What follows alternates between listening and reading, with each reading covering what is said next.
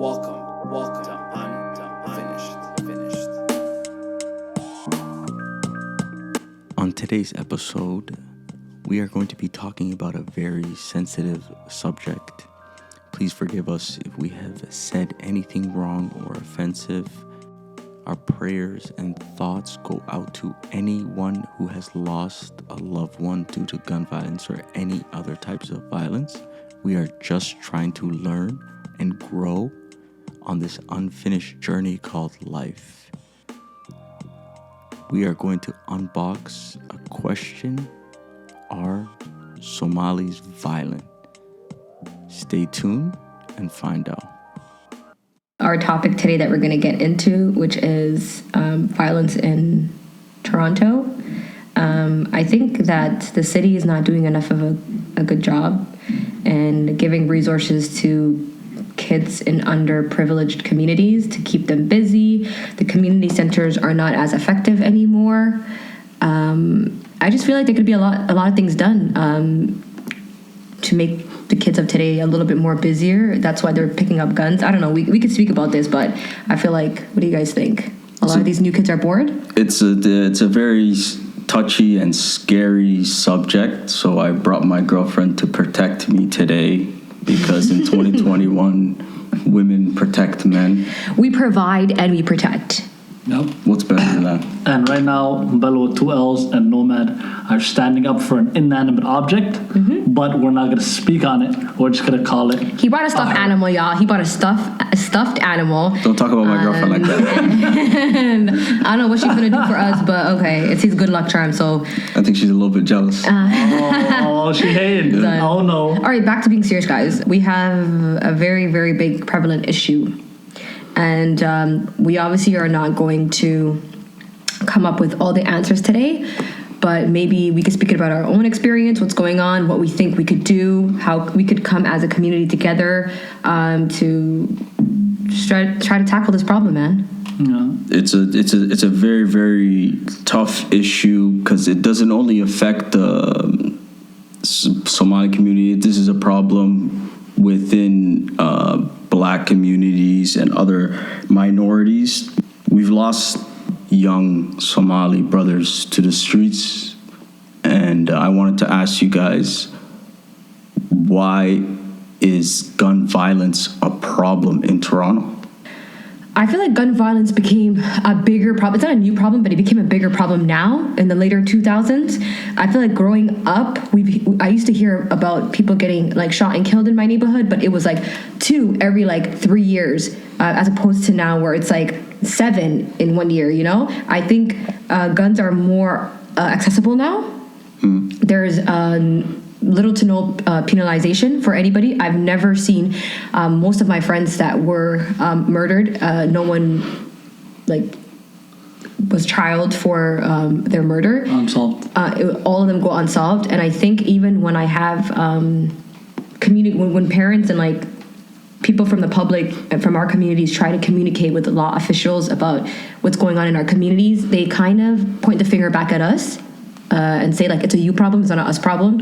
And for a long time I didn't understand that, and now I'm thinking it is a problem that starts at home and a problem that starts within our community. Only because I'm not saying that law officials are, no matter if we tell them in advance what's going on and try to make them understand the narrative of both sides, people are going to be put to be punished for what they're doing. But at least if we are able to make our neighborhood safer, have cameras that work, have places like resources where kids could go into the community centers and play. I feel like a lot of the times these kids are bored, and we need to kind of, I don't know, I think they're bored. We need to give them something to do.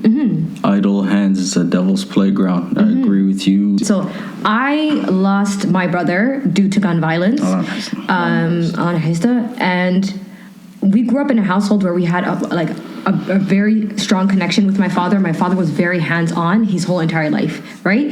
And my father wasn't oblivious. My father was actually overly in my brother's face, what are you doing? He showed up to every court case, everything, and the people around him, like my aunts and my mother's sisters that also played a role in raising us, they thought it just stopped at like, oh, just like Balawat, these kids are doing these things and they're using these drugs or whatever. And my father was more like, no, they have like, he knew the play of like brotherhood and the fact that these kids are not in gangs, but they're like, they represent each other and they're going against this. Like my father, like I feel like a lot of parents are oblivious to the dangers in hand. Like they think it's more about using Balawat and people just fighting at parties. They don't know this is a generational beef. They put their trust in Allah because at the end of the day, everything is written. Absolutely. That's fine. So you what they don't know is that now innocent kids are being targeted. So right now there's no honorable in how things are working. Yeah. When I was younger, it used to be more like he did this. It's like tit for tat, right? If I have a problem with you, yes. it's a problem with you, not with whoever you're with. It's me and you have an issue. That's where we're gonna end it. Now it's just anybody could get it. So the game has completely changed.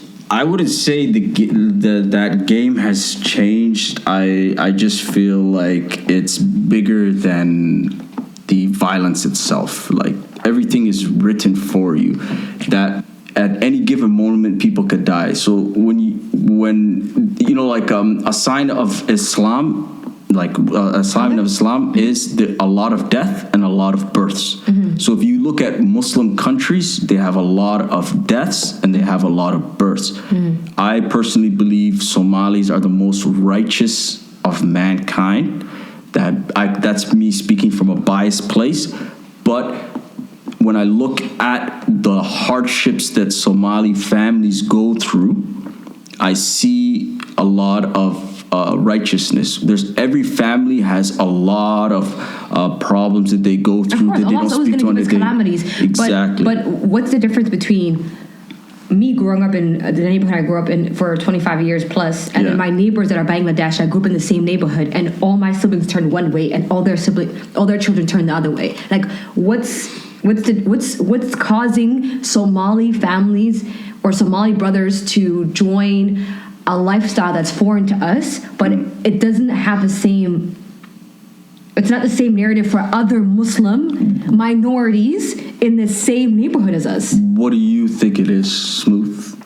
For me, growing up in a neighborhood where gang violence and things like that were always prevalent, I feel like from then and now a lot has changed, because back then it used to be one or maybe two guys have a gun and that guy is scary and everybody stays away from said person. And that's how life was. But now we're at a time where guns and everything else are so accessible. So now it's not like who has a gun, it's what you do with your gun. So now, and you asking me like, what do you think it is that separates the Somalis from the other Muslim minority communities? Somalis, we are a culture where we like to do things together. We are so united in what we do, whether it be good, whether it be bad. So as much as we'd like to do good, if there's a group of bad children and they outweigh the group of good children, they are always going to have power over that place.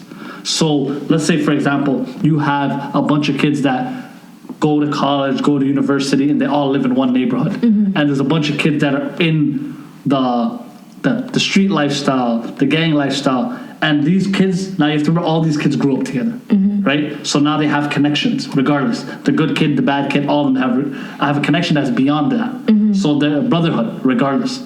So now you live in this neighborhood. Now these guys are causing trouble. The bad guys, the guys that are considered bad guys, are causing problems, going on, having beef, doing what they do. That's always going to have a ripple effect. Of course. It's always going to have a ripple effect to the good guys, the people that go to school, that are considered good people, that do good things. But it's like, how do we stop the majority of children being bad, as we say? I think that's the main issue. I could definitely agree with that concept. It poisons the neighborhood. If there's more bad than good, there will always be problems in your neighborhood. So if we're not promoting good things and good lifestyles for these kids, it's like the bad's always going to prevail. True. And we're always going to look at it like, oh my God, look at these kids, they're so bad. But we never focus on the good kids because there's not a lot of them, right? They don't have the power. So we got to make sure that we give power to the ones that are powerless. So when you define good and bad, the kids that are more focused on their future, are they perceived as different?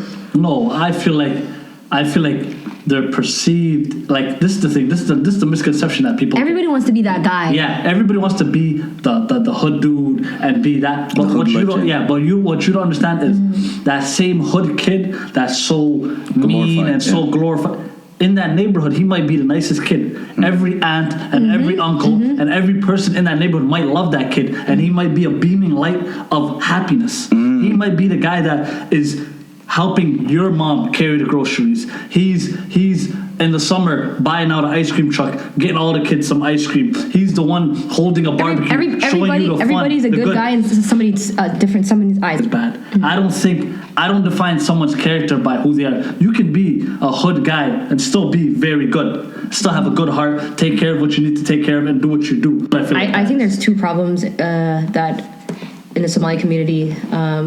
One thing is we stayed in these impoverished neighborhoods for too long. The whole reason of moving to ghettos is to come there, get stabilized, and then try to move out. A lot of the times when I came to the neighborhood that I came into, probably only 3 Somali families. Most of the other ethnic groups that I grew up with bought houses in Pickering and moved to more stabilized environments. So we stay in impoverished neighborhoods way too long, enough to have a super connection with the community. Obviously, if I lived somewhere for 20 years, I would have never left Regent Park if it wasn't broken down, because I have such a sense of connection to the neighborhood, and I was okay. My father was working night shifts. He was a cab driver, miskin, single father. I never wanted to leave my neighborhood until they literally said this court's being broken down. Then I was gonna move. How many people died before me? The thing is, you don't see the negativity from a community when you live there. When you live there, all you see is this is my home. So one thing is we stayed in these communities for too long, and I think another thing is in a family household, a lot of the kids I grew up with are single mothers. Almost all of my friends that I grew up with never either had a father that was with their mother, or even if he was with their mother, he wasn't an active father. So I don't want to paint Somali fathers to be oh my god, the worst fathers in the world. I think we all have good parents. It's just a lot of the Somali fathers were very absent in what was happening in their children's lives. And I'm not speaking for everybody, because I can't speak for everybody. I had a father that was very, very hands-on, but I seen the kids in my neighborhood and the things, especially the boys, got to do. My father would come to my brother's every single soccer game. Even, in a late age, my dad, I remember when we buried my brother, he said, I don't know what I did wrong with this kid, He's like, I did everything in my life so that he didn't choose this life. And sometimes it goes back to the qadr of Allah, that you guide, right? You do your best and you nurture a child, but Allah has the ultimate guidance, right? I'm not saying that my brother was character with these characters, he wasn't immoral, he's an amazing person, but the life that he chose was not a life that my father chose for him. You're right. And I think in life there's no right or wrong. There's only choices, because Smooth, you grew up in a very rough neighborhood, and you have brothers, friends that you've grown up since the sandbox, like you said, that you guys went through a lot together, but different outcomes. Of course, we took different paths. But don't you think, do you think, how people say it's easy to say you had a choice? I have a lot of guy friends that are in situations right now and said, I didn't choose this life, it chose me. A lot of people say that. I don't agree with that. And my brother used to say that all the time. He used to be certain things happen, and Wallah, he said certain things. I'll tell you this. My brother used to say, my dad would go, he goes, no, certain things happen, and when your homie, the homies that these people talk about, it's they think these guys are their brothers or my blood, If certain things happen to him, let's say he gets shot in another neighborhood or gets stabbed, it's you have to defend your brother. And so sometimes before, when my brother's past 30, so in the 90s, early 90s, you're just fist fighting and stabbing other niggas. It didn't get to a point of killing each other, But it's it came from a place of just defending my homie, and defending your homie gets you into a whole other storm of defending more politics and more politics and more politics. Something that started so innocent will get you killed in 5 years. You get it? Do you understand what I'm trying to say? It could build to that. And that's fact. And it's people didn't choose to want to go to jail for 20 years. They were just trying to defend something that they felt like they had a right to defend. Mm-hmm. Yeah. And what do you agree with her? Yeah, I do. And why do you think so? I agree when they say this chose me sometimes because in life, what did you say? What was your thing you said? He said everybody makes a choice. You make that there's choice. No right or wrong. There's only choices. Yeah. So as you say that, what I see is there's some of my homies that were very good guys their whole life, got into one situation where it was bad. It's considered bad. And let's say they got a charge. Now they have a charge that's on them, and now they're an inmate. Now they can't get a regular job. Yeah. They can't live a regular life. They can't do what they want to do. They can't pursue the dreams that their parents had for them. Yeah. So they didn't choose that. It was something happened in that situation. It was a mistake that they but made. You can't erase that mistake. That's not how this law system works. Yeah. This law system wants you in there and wants you in their system as a felon, as a criminal. Yeah. They want to criminalize you. They want a reason to keep tabs on you and to see what you're doing. Yeah. But that's because of a mistake. So you were with some people that did something and you didn't know, and you happened to get caught with them, but due to the code and due to the brotherhood, you stood strong. Yeah. You stood 10 toes. Yeah. You stood on that. Now you have a charge. Now you're a felon. Now you can't do what you wanted to do. Yeah. So that in the sense of when they say it chose me, I didn't choose it. In situations that's true. There's many situations where that's true, and they happen to have to live that life. So when you're saying I disagree, what do you mean by that? Well, the reason why I say I disagree is because, like I said, it's a choice. So I personally have experienced jail. I went to jail for 2 years, and I said that in the last episode. And I was in the streets doing crazy stuff, whatever. There was times I was, how do I explain this? People get caught up. I've been shot at. I had a gun put on my face. I've been robbed. I've been beat up. But I never picked up a gun because I know that if I pick up a gun, that there's only two outcomes. Either I'm going to use it or I'm going to be shot. Because as soon as you pull out a gun on somebody, for the rest of your life, you have to think about, is that person coming after me? And that's not a mindset that I was comfortable going into. So I analyzed that option. I got into altercations. I got into different situations, but I chose a different outcome. That's amazing. Because I didn't want to live my life worrying about looking over my shoulder for the rest of my life. It's really just a mindset. Like in life, I realize it's not about what you do. People make mistakes. People go through things. I went to jail for 2 years. When I came out, I have a criminal record. I went to university. I have a criminal record. I can't get certain jobs. I went to Somalia. I came back. You know what I did? I humbled myself. I started taking the bus. I had no money. I was broke. And I remember this one time I'm sitting at the bus stop, and I'm like, damn, like I'm in my 30s. I don't have nothing, and I'm taking the bus. But you know what? At the end of the day, it's okay to humble yourself. You shouldn't feel bad for the situations you're in. It's all about pride. People have too much pride. There's always a way out. There's always a way out. I love that you said that. I was talking to one of my guy friends. He's in the street life, like Paranoia, like carries a gun on him. I remember when that kid said, I would never carry a gun. And then when I seen it on him, I was like, this is not you, man. Like, what are you doing? And he's like, Bella, it's either they shoot and I just get killed like a coward, or I shoot back, And then I said, this is definitely not you. So I said, do you want me to get you a ticket? Let's get you out of the city if that's how you feel. Because there's so many times that I've told family members, like, okay, it's time for you to leave. And then you know what his answer was? What am I going to do? Flip burgers in a different country? And it's like, it hurt me so badly because I know that his pride is going to keep him here. And Allah, I'm not saying that death is written for him. Death is written for all of us. I could be the one to get killed before him. But that life of paranoia is not going to give you, like, it's just going to eat you on the inside. It will eat at your mental, right? And it's like, he doesn't leave the house. He'll meet me certain places, double back, like even just that heaviness. And for you to think that I cannot leave the country because what am I going to do with myself outside of this country? Like, he literally told me, he's a musician, and he's like, yo, my shit pops off, I make certain money the way I make certain money. Once maybe if I have enough money to do a business, I could get out of the city, but right now it's like I have no choice but to be in the city. No, brother, you have every right to leave the city.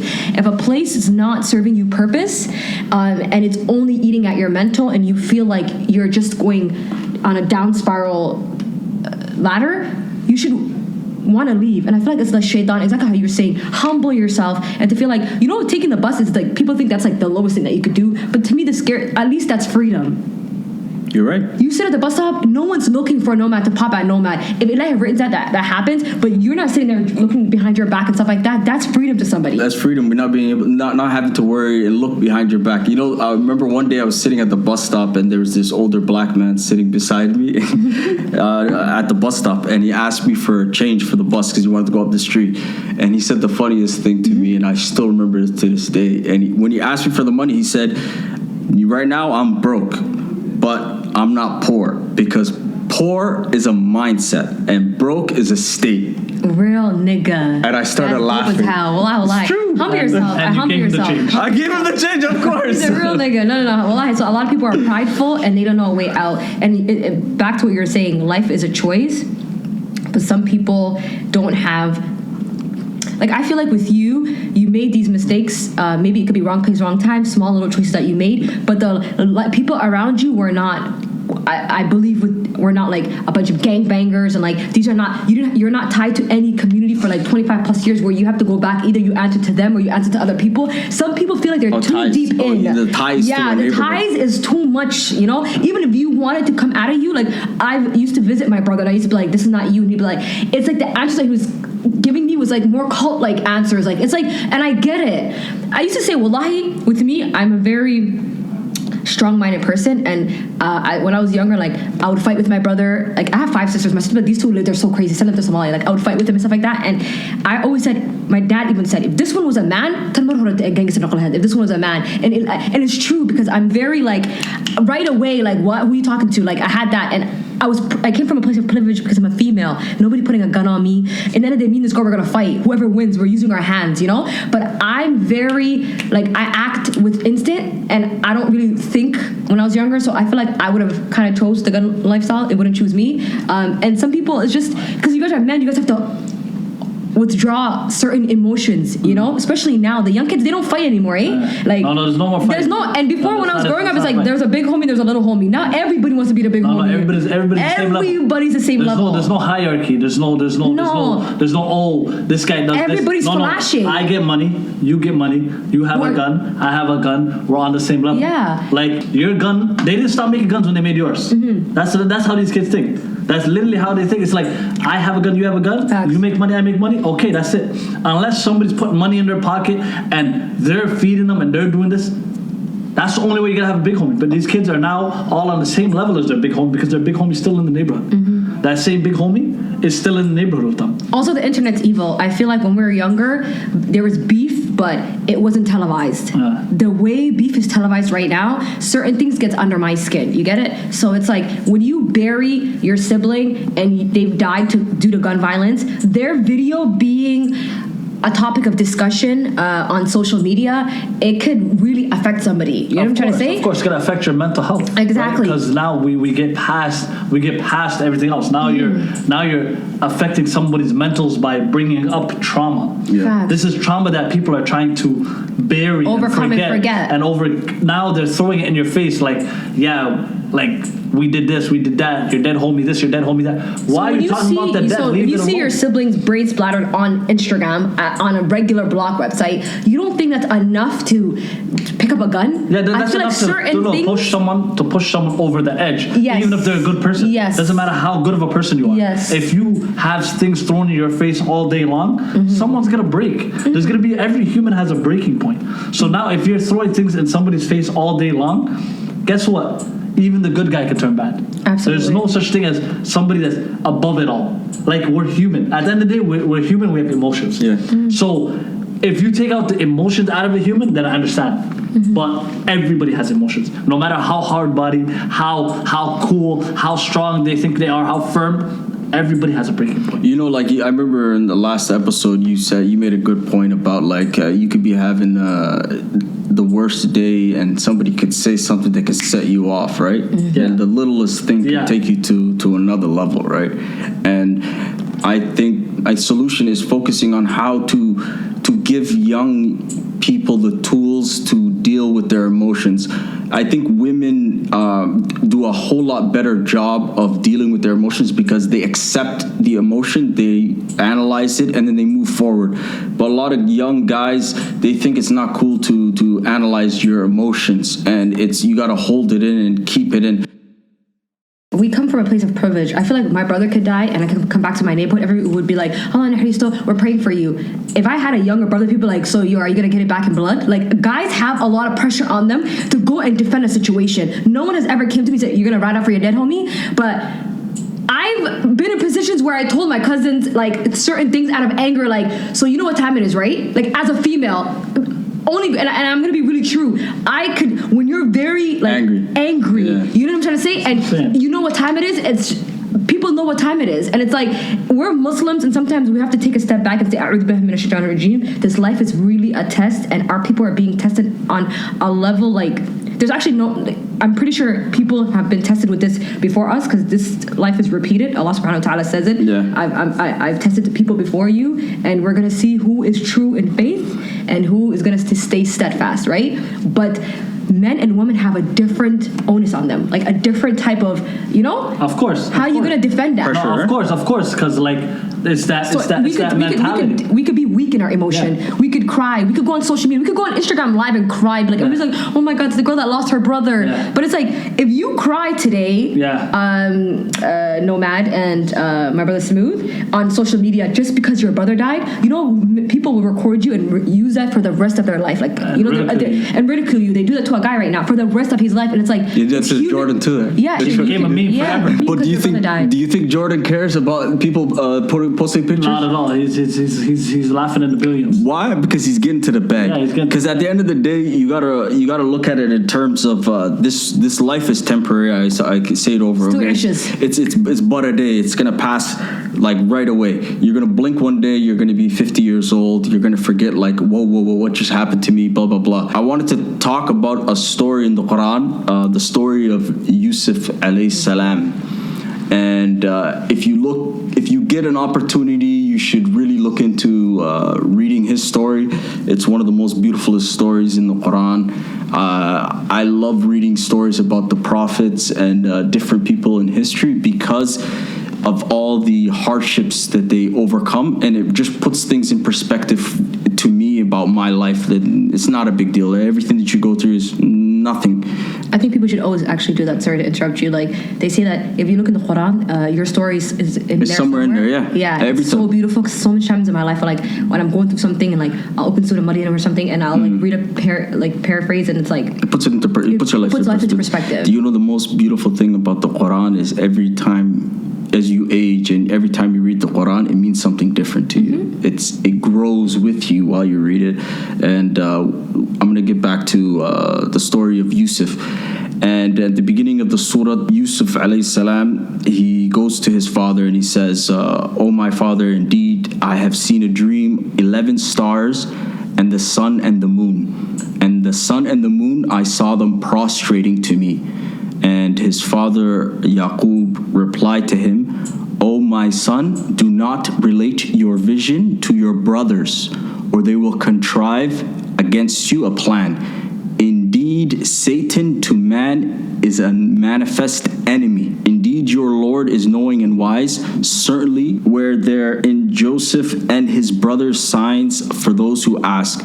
When they say Joseph and his brothers are more beloved to our father than we, while we are a clan." So basically, this shaitan planted thoughts in the brothers' minds of Yusuf alayhi salam to kill him or to cast him away. So when you look at life in general, you should look at it in terms of the greatest trick Iblis ever did is making people think that he's not there, because he's everywhere. He's going to come at you from front, from the back, from the sides all day. And if you can remind yourself of this, it will help you deal with the instant gratification of Reacting's the problem, I think. It's trying to put iman in your heart to soften your heart. I feel like a lot of the times, even when I started practicing, I was trying to find a way to not always get so angry so quick. Like, I have a short fuse, and I used to read a lot on like ashabs and stuff that had short fuses, and it's like, it's not a sign of iman to act out of anger real quick. Like, you should be able to, again, like, feel your emotions out and then not want to fight, not want to be so aggressive.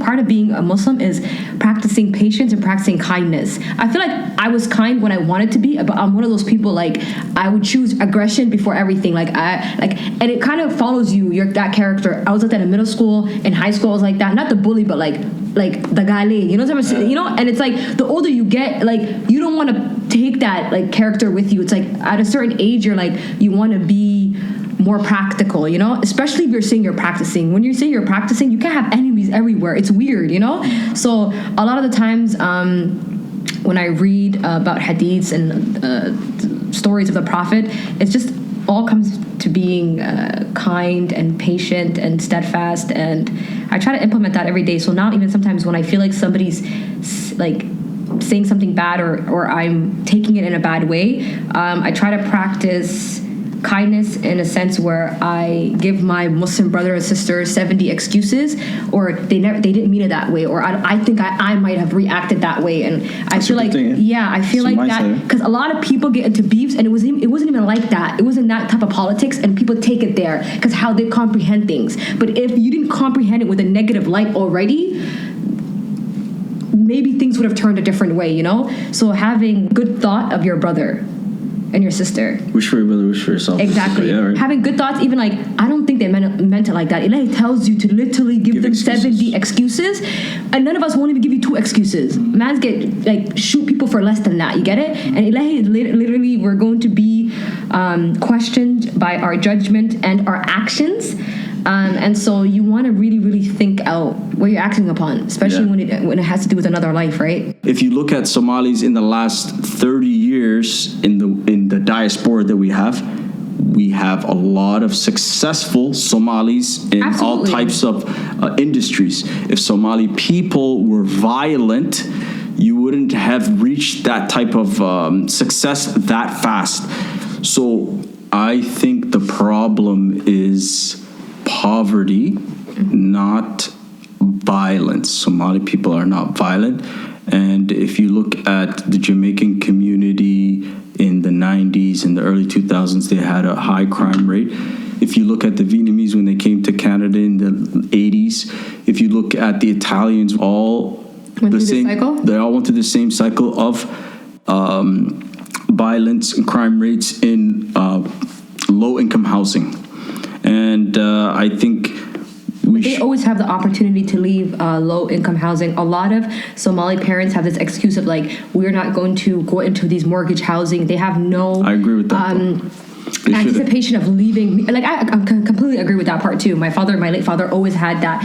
I'm never gonna go and buy a house in Brampton. It's not for me. I'm against Riba. You're in a war with Allah. We will take our calamities as they come. And I don't think they thought the hood was that bad, because growing up, it just kept getting badder and badder. And the fact that is we stayed there too long. That's what I think the issue is. I personally think if you got 5 sons or 5 daughters in impoverished neighborhood or whatever, low housing neighborhood, y'all should be moving out the hood. Take your mama out the hood, okay? Go get a condo. Y'all don't need to buy the condo. It could be a $1,500 rent, and y'all pay it. At the end of the day, why do we have to wait for our parents to change our dynamics or change our environment? We have the resources. We go to school. We can work. We should take our parents out the hood. That's interesting. Yeah, I agree with that. But now, absolutely, positively. But now, respectfully. So let me give you a different perspective of what I think the issue is. I don't think I really want to hear that. Poverty. You don't think it's taking too long in the hood? I don't think it's taking too long. Let me tell you what I think the issue is with all this violence and things like that. I never seen nobody get shot in Richmond Hill. No, it's happened. I won 2 times. No, we don't know them, but it's happened. Okay. But what I'm saying is, I think the main issues is that these youth don't have good OGs. And what I mean by OGs is Facts. it's not the homie, it's not the big homie in the hood that I'm talking about. Drop a clue, Bob. I'm literally talking about the homie. I'm talking about the homies that literally live in the same neighborhood as these kids, went through the same struggles as these kids, made something of themselves, and they don't come back and give back to the community. They don't show these kids life. They don't do things for these kids to show them that there's another way out of this. Because what we're forgetting and what we're always ignoring is that these are youth, these are children. These are minds that are still being built. And the people that got out of it, it's easy to influence them. But guess what? Their OG is that 30-year-old that's still in the hood. Mm-hmm. Their OG is not their example. That's the example of who they're seeing. But that's who they think is their older head. That's the guy that who they see is the goal. And they're not seeing the other. They don't see the homie that grew up in the same neighborhood as them, ended up being a lawyer, ended up being a doctor, ended up being a teacher, ended up getting a good paying job, ended up as a top plumber, ended up as a top engineer. He doesn't even need to do the greatest job. As long as that guy has hustle and that guy has drive, you can teach these kids this. Mm-hmm. You can do things that give back to these communities. Different options. Do you think community talks, like, you know, when we were younger, there used to be like youth leaders that would come and be like, oh, I did 20 years in jail and this is how my life turned out. Do you think that we need to kind of set something up where Somali... Of course. You know, they had that... not every hood nigga's gonna be in the masjid. I feel like they keep throwing these youth speakers but a lot in the of young masjid. kids came there. For the like during funerals and stuff, and they try to catch them off guard. No, they had actual program before COVID. Every Sunday, every Sunday where a lot of the young kids used to come and see. But it's not even that. It's not. It doesn't mean that like one person or one individual needs to take charge and try to bring a bunch of people from different neighborhoods together to handle this issue. It's everybody's grown up in a different neighborhood. Facts. I grew up in a different neighborhood. That was never a problem growing up. I grew up in a different neighborhood. You grew up in a different neighborhood. Facts. Nomad grew up in a different neighborhood. But guess what?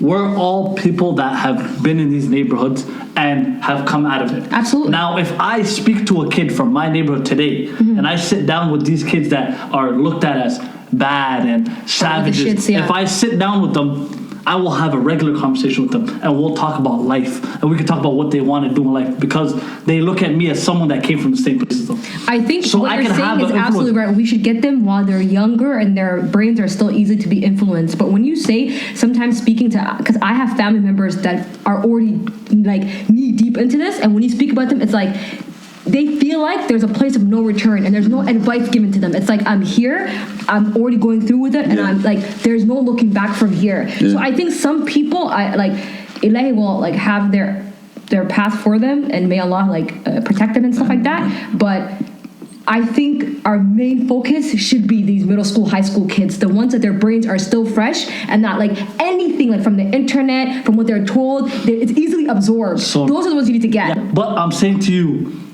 pain and anguish and loss can be shared. Of course. I can relate to a kid that's lost someone close to him. I can tell him that the way to handle this is not go pick up a gun, go do some drugs. I can tell him that because I've been through it. I've lived it. I lived it. I can break through with that kid. But we need more support in the sense of there needs to be more older people that help out these kids. You can't be scared of these kids. What answer do you give them if you're talking to a group of kids that feel like they're being targeted by other individuals? Okay, you know what? They're going to put their guns down. They don't want to fight anymore. They want to just dead everything, right? How about if they feel unsafe to, or they feel like this is going to put them in a place where like they can no longer defend themselves because they've chosen a different life? And don't you think that you can't guarantee them safety? No, it's not about guaranteeing safety though. It's about building a mindset. You have to break down this wall that they have. And this wall is built over years. So you think you can do it to every single kid in different habits, or just kids from your own neighborhood? But look at you see how you're thinking. But how you're thinking, because I've had these conversations and nobody budged. It's not even that. I never understand it.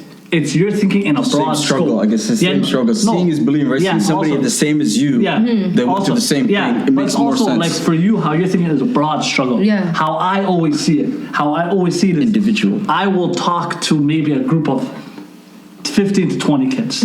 I'll sit down with them. They'll tell me their issues. They'll talk whatever because they know I've been through whatever they've been through. But in my head, I want to help every single one of them. But I know in my heart that I can't help every single one of them. Yep. But guess what? That's a scary Guess what though? I'm going to give my full effort and I'm going to give everything I have to these kids to help them out. And let's say 20 kids I talk to, I break through to 3 of them. That's enough. That's enough, yeah. I can't think. How you're thinking is you want me to break through to a group of 30 kids and have them leave a gang life and have them leave a street life. That's not how life's gonna work. Yeah, I'm shooting for the moon. Exactly. It starts by like little victories. You take the little victories. Facts. In a war, what do they say? You may have won the battle, but you never won the war. So every little battle, every little thing that you do matters. Chipping away, it matters. Because now let's say I get 3 out of these 20 kids to do good, change their life, come to me, help them out, and I get them doing. Now, Less is more. you have to remember, these 3 kids are still friends with these 17 guys.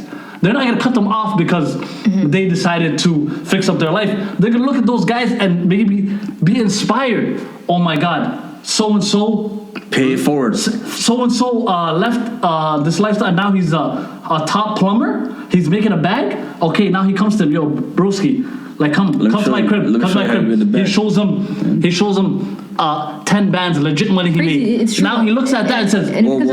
Yeah. There's another that's what way? you're doing? There's another way? That's how you're making money? Yeah. I just sold like 10 dimes and made $1,000, but you made $5,000 in a week? Yeah. What are you doing, broski? Yeah. Now, legit. Now that's spreading. Now it's spreading. The good is spreading. So we need more positive role models in these neighborhoods. Yeah. Facts. And we gotta stop being scared of these kids because at the end of the day, the main word is they're kids. Yeah, they're kids. That fear of them shouldn't overtake your deeds in life. Like I want to do good in this life. Yeah. I want to give back. My biggest thing in life that I always say is, when I leave this earth, I want my impact to be that I made a difference. I tried to help people. Facts. I don't want to leave this earth on he was a good dude. Yeah. You know, I knew Smooth. He was a funny guy. That's not the things I want people to say about me. Yeah. What I want people to say about me is, oh, Smooth helped me get this job. Oh, Smooth helped me see this in life. Oh, Smooth told me there's another way besides this.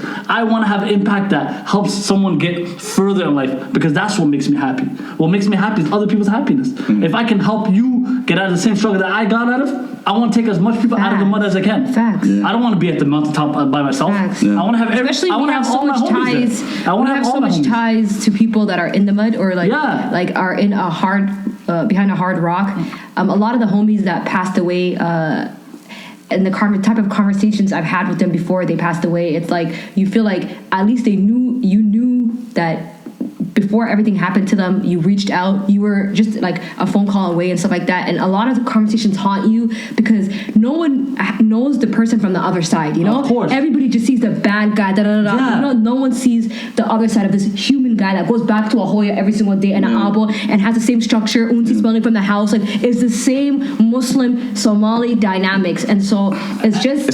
sad. That's just, you know, like, I don't know if you're okay with this, but I want to tell you a story about how I met your brother. Of course, yeah. So, like, I just recently told her that, the first person I met in her family was her brother.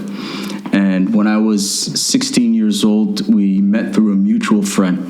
And we ended up going to, like a talent show, because that's what the youth used to be. That used to be cool. Yeah. Shout out to the talent shows. Yeah, so at that talent show, a fight broke out, and somebody ended up pulling out a gun.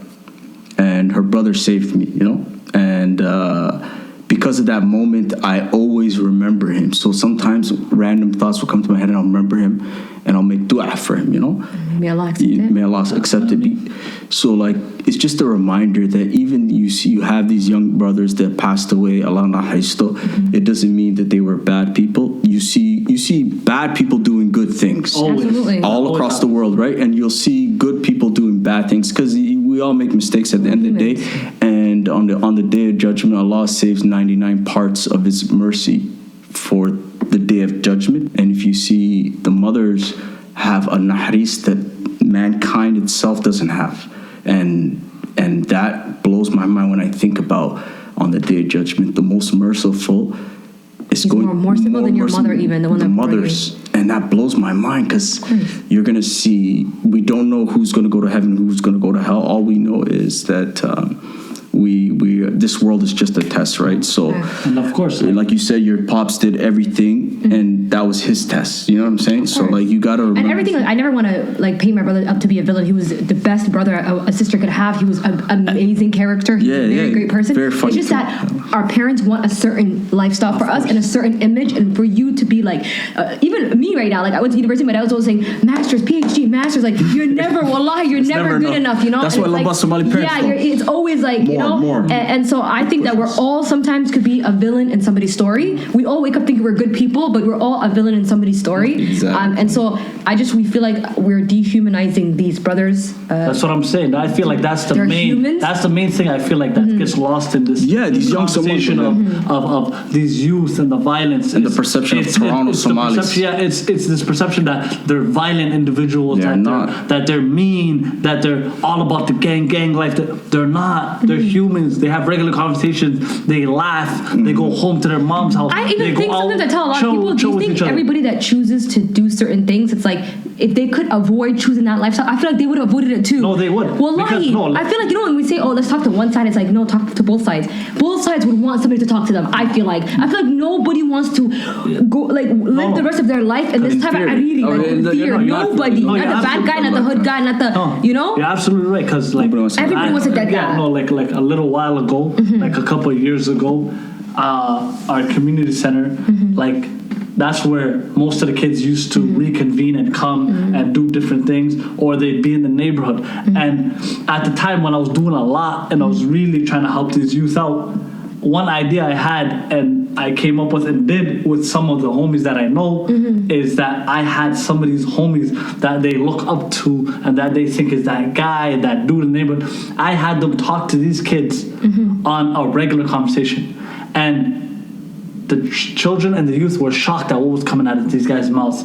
These guys were telling them, listen, don't do it. You guys are children. You guys don't have a charge.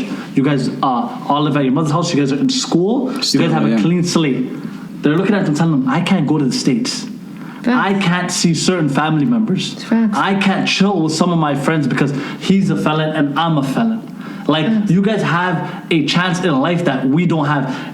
We can't take back life. We can't take back life. Whatever we did, we did. And every mistake we did, we stand on it. Because we're grown men now and we have to stand on what we do. But you guys don't have to stand on anything. You guys have lost homies. You guys have no connection to this neighborhood. You guys have siblings and older cousins, yes, but nobody ever is gonna force you guys to do what you have to do. Grab a gun and I had guys that they look up to that are looked at as scary in the neighborhood telling these to these kids. Facts. And the reaction that these kids had was shock, and their minds were blown. They're like, what? So-and-so's talking like this?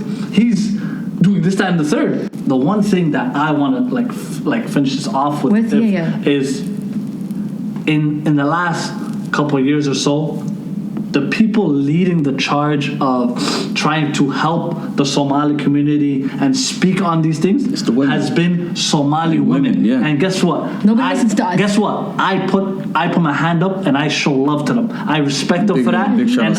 Big shout out to them for all of the work that they're doing. Yeah. Little, small, big, whatever it is, keep doing what you're doing because they're resilient. And guess what?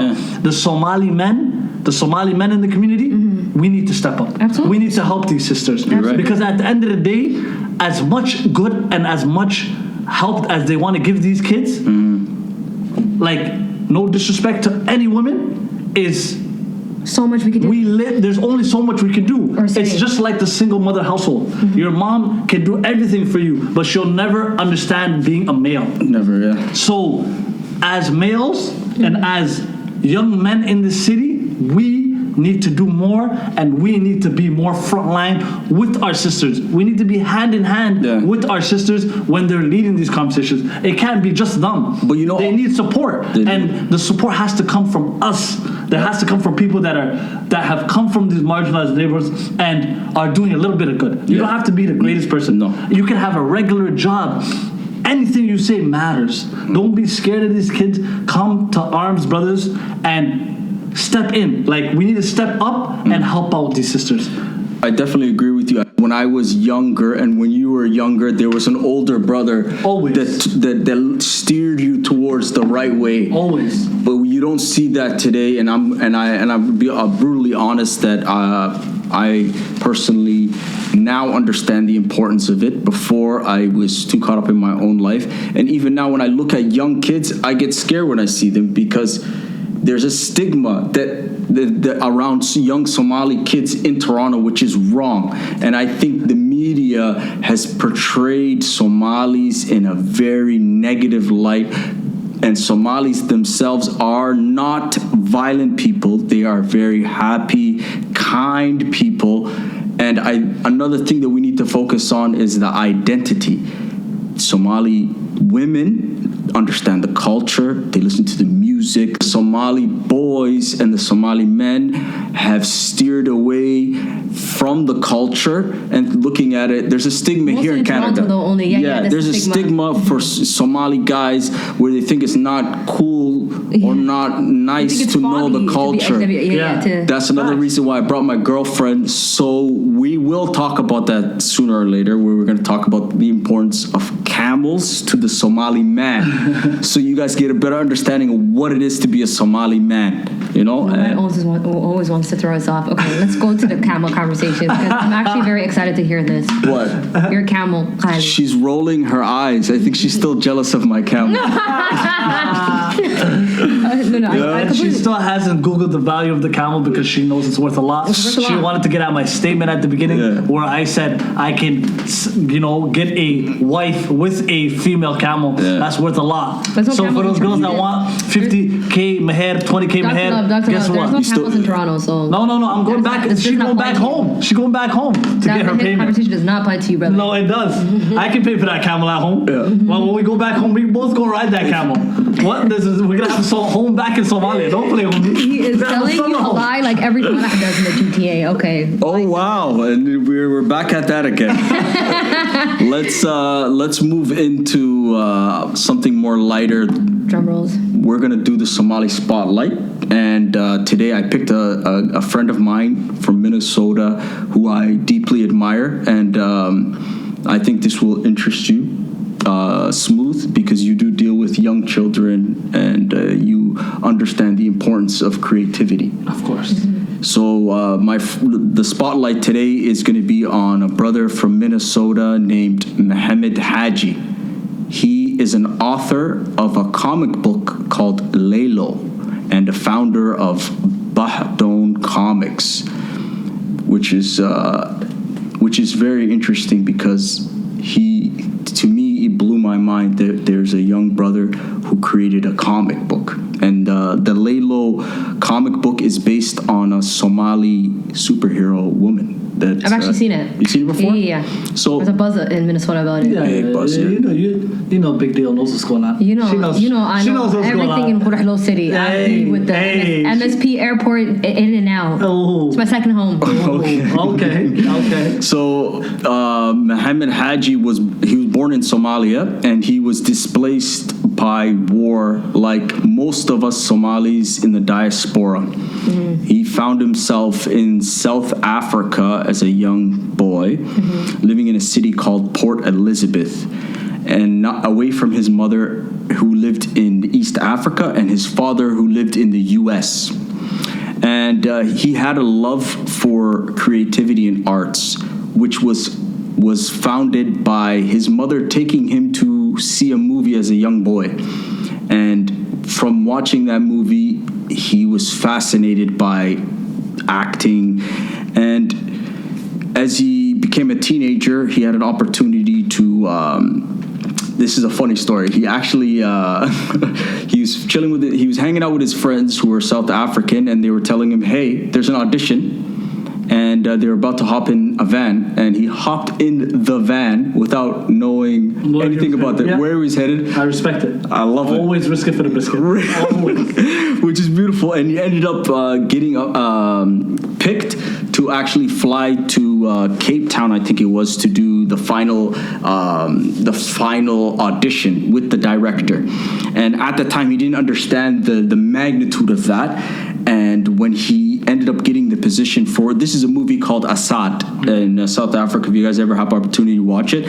And 2 weeks before that, before the filming started, his visa to the US came. Oh. He was at a crossroad. And he was like, "Got to go." So he had to choose between choosing the acting in South Africa or moving to the U.S. And his father obviously is going to say, "Yeah, you got to come right now, right? Yeah. Now or never." Now or never. Within 30 days, he ended up getting a job. Within 6 months, he was living alone. Okay? This man's a legend. He's a freaking legend. And then by 2018, during Ramadan, he came up with the idea to start this comic book. Very happy he chose a female. So That kind of guy. Like that. this speaks to, it's not about your circumstances, it's how bad do you want it at the end of the day. This is a brother who moved to the U.S. in 6 years ago, less than 6 years ago, and he actually created a comic book, which is unbelievable, within 6 years. And I have a surprise for you. I was able to get him to ship 10 copies of this. I remember you telling me about your little sister. Yeah. She does this stuff? Yeah, He's going to ship 10 copies of this for you, and you give it to wherever you see fit. Hey, I like comic books too. I like to draw. And she has nieces. Yeah. You have nieces Yeah. that and animation? You don't think I'm into animation? No, we don't know. I'm a heavy... I could color I want to. I don't know about drawing. But Yeah, you can color. You can color. Yep, I follow a color book. She just said she can color. Good. I can color too, Bella. I can color too. I like how he brought this artistic conversation. He turned right to smooth. Like, I'm not artistic. Hey, we're not saying you're not artistic, but you're not artistic. I'll say it. No man doesn't want to say. I'll say it. I'll say it. But shout out to that guy, man. It's an amazing. There's another sister too. I think her name's Fatima. She's also writing a book on children's book. A children's book. Yeah, you know the girl I'm talking about. Yeah. And her, I think her family owns the Somali Museum, where her parents run it or something like that. Yeah, and she's doing a book, and the main character it's a little girl with a hijab on. I'm very happy with where the Somali community is today, and the growth that they've made, especially with the younger generation. I always talk about how the younger generation is smarter, they're better. They are trying to pursue their creative side. Of course. That I never got the opportunity to, and I think they are special because now you're seeing Somalis in so many different creative avenues, and that's what we're good at as Somalis. I think Somalis are the best in arts, creativity, music, whatever it is. And glad as hell, you know we're not artistic. No, we are. We're clearly. You see what's happening. We are animation. You see what we're doing. Yeah. You see what we're doing. We're trying to step into Somali every think lane. out the box. I love Somali acting, you guys.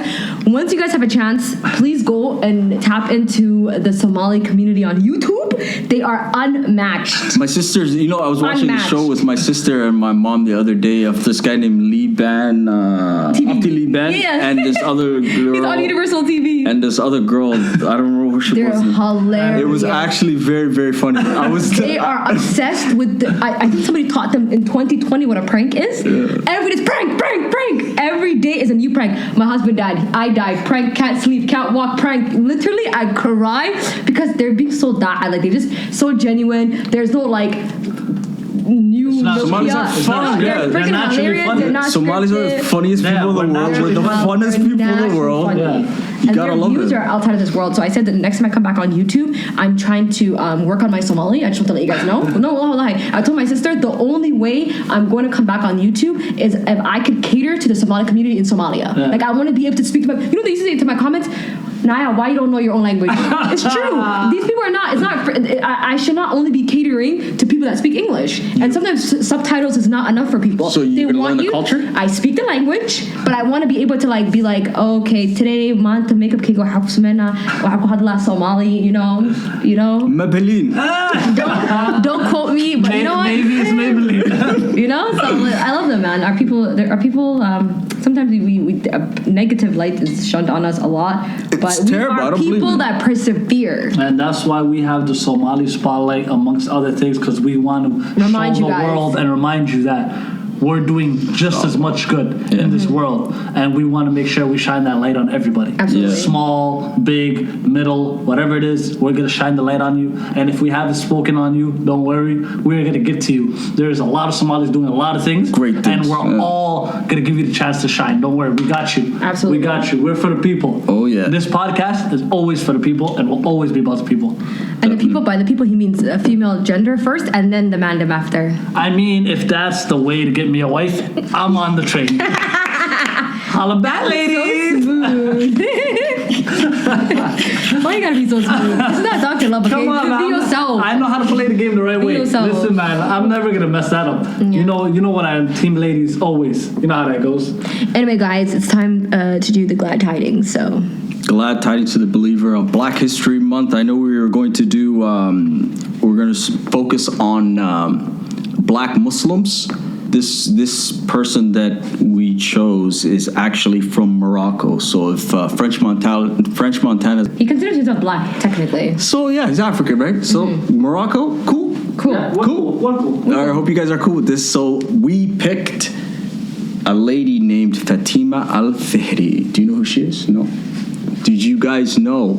You know, I love saying, did you guys know? The daughter of the merchant? No, you're wrong. You are wrong, but... I was reading your thoughts. The merchant, so I saw. She Glad tidings to the believers. She's a fortune Fatima teller. al-Fihri. She is the founder of the first university in history. MashaAllah. Wow. Yeah. And she's a woman. Emphasis on Muslim a woman. Yeah. A Muslim woman. Beautiful. Yeah. You know. But you didn't even know any this. chance Bella has to big up the That's why woman, you listen. she That's what you takes guys. This kind of moment is I learned from you. Half the time I'm glad tidings. I'm just quiet. Ain't no back talk. So, like, I'm listening. you guys do agree with this, right? Yes. Okay, perfect. So she started the first university ever, and her nickname was Mother of Boys, a.k.a. Bella Big Deal. Mother of boys.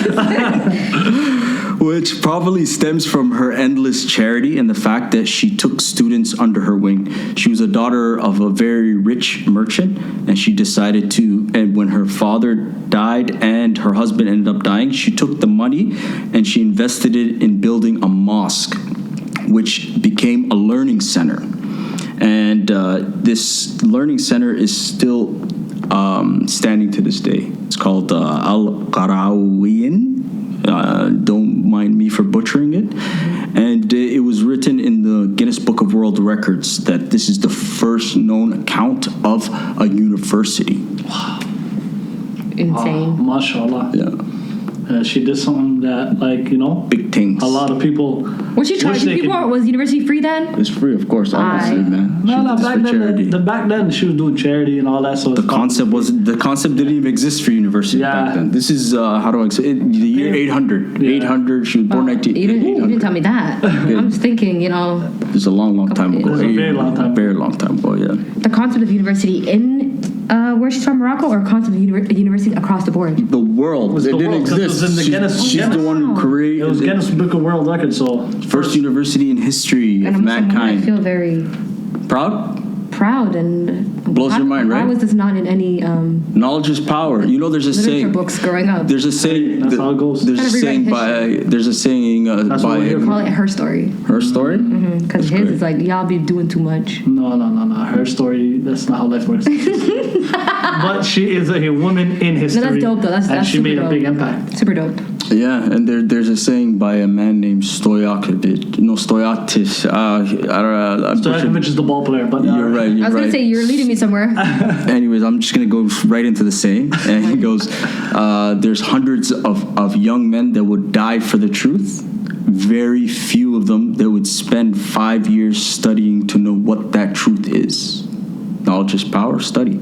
That's facts. That's I'm with facts. that. Iqra. Yeah. So That's facts. let's get into what the next episode is. I think so. The next episode Drum is roll. the responsibilities that you need to have before you get married. What do you need to fix and prepare for before you get married? You know, that's For guys and girls. my genre. I speak that language. Oh. Okay, that's dope. You're fluent in that one. I'm fluent because I be telling these, and you know these my co-hosts. You think when I be dropping these knowledge, they be like writing notes down. They're just looking at me like, no, and it's Bella- like So Bella, I'm I going have to tell you the keys this to one that. more You know, time. I talk to a lot of women. I be around a lot of women. I'm trying to be like you. I'm trying to talk to a lot of women. Exactly. Yeah, hilarious. I have the trying to be keys. just like I have the you. keys to some answers, but y'all like if today I came to you guys to like get advice and be like, this is what you do, this is what you do. I was like, okay, you know what? I'll try to implement that. But y'all just have a gem right No, here. you and just y'all- don't know that. We're writing I it would not down. call No, it we're that. I writing would it not. down in our Anyway, brain. you guys, we're gonna see it in the telling you. next episode. I'm gonna teach these boys what accountability means. You guys, and we're out. This is an unfinished conversation, and it's not for everybody to be listening to. And we out. I'll see y'all next week. I'm at the- Ba-ba-ba-ba.